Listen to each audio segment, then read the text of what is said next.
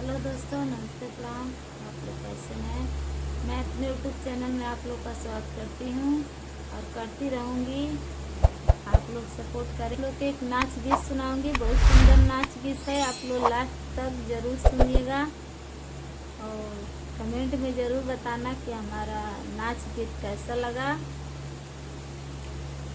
करवनमा के छैया छैया आइया हो राजा, करवनमा के छैया छैया आइया हो राजा, आइया हो राजा, यारे आइया हो राजा, करवनमा के छैया छैया आइया हो राजा, करवनमा के छैया छैया आइया हो राजा।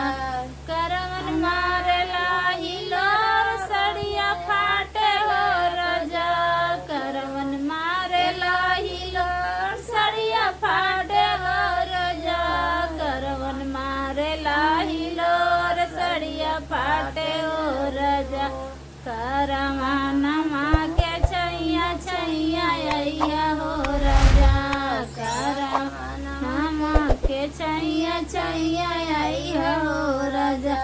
करवन मारेला हिलोर सड़िया फाटे हो राजा, करवन मारेला हिलोर सड़िया फाटे हो राजा, सड़िया सियला दरजिया अखिया मारे हो राजा, सड़िया सियला दरजिया अखिया मारे हो राजा, करवनमा के छैया छैया आइया हो राजा, करवनमा के छैया छैया आइया हो राजा।